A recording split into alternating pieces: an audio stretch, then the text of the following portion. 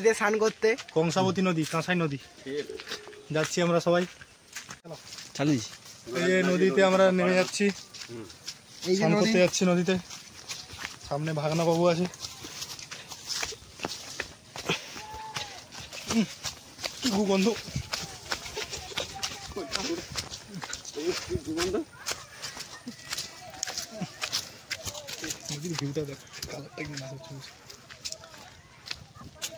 শুধু আমরা একা নই, এখানে অনেকজনই আছে, স্নান করছে প্রায়, কোনো ভয় নাই।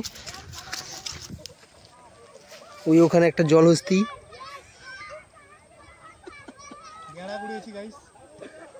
সুতি তো পাচ্ছি না, শুধু গেড়াই পাচ্ছি। হ্যালো গাইস, সবাই মিলে এখন সুতি গুড়ানো হচ্ছে। এখন আমরা আছি মাছ সমুদ্রে প্রায়, দেখো না সরি নদী, সমুদ্র নয় নদী, একটু মিস্টেক হয়ে গেছে, ফার্স্ট ব্লক তো। এই দেখুন আমরা সুতি পেয়েছি, চিকচিকা ভর্তি। দেখুন এই যে চিকচিকা ভর্তি পুরো সুতি পেয়েছি। পায়ে চিপে বুঝে নিতে, এই যে আমাদের গুরুদেব ব্যক্তি। এই দেখুন গুরুদেব ব্যক্তি এখন ডুবে ডুবে। এখন আমরা আছি মাঝ নদীতে, ঠিক আছে গাইস। আমাদের সাথে সাথে চেলা মাছ ঘুরছে। দাদু অনেকগুলো সুতি পেয়ে গেছে, সুতিটা চিকচিকা ঘুরতে নিচ্ছি।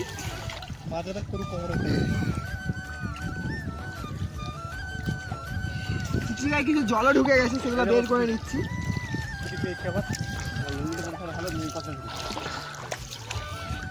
আসলে লুঙ্গি পরে ভালোই সুতি তোলা হয়। এই দেখো সুতি মানে এইটার জন্য আমরা এত কষ্ট করছি। ডুবে ডুবে প্রায় এখন আপাতত 3 কিলোর মতো ধরেছি, এখনো ধরবো প্রায় 5-6 কিলো। এই দেখো এইটা এইগুলো থাকে এই জলের নিচে। জল আছে মাত্র নদীতে, 1 কোমর জল।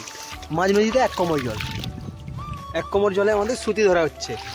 আর এটা হচ্ছে আমাদের সুতি ধরা নয়, সুতি গুড়ানো হচ্ছে। হ্যাঁ, এটা হচ্ছে আমাদের গুরুদেব ব্যক্তি, ঠিক আছে। এই যে এতগুলি সুতি পেয়েছি, তো আরো গুড়ানো চলতিছে। এখনো অনেক লোক স্নান করতে আসছে। দেখো এখানে 2 জন, এখানে আমাদের গ্যাং।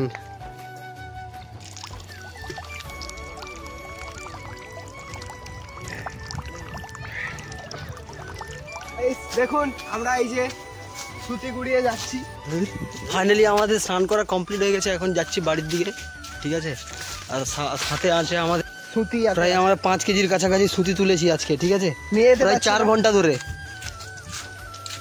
আর যাচ্ছি সেই বিশ্ববিখ্যাত সুন্দরবনের জঙ্গল দিয়ে।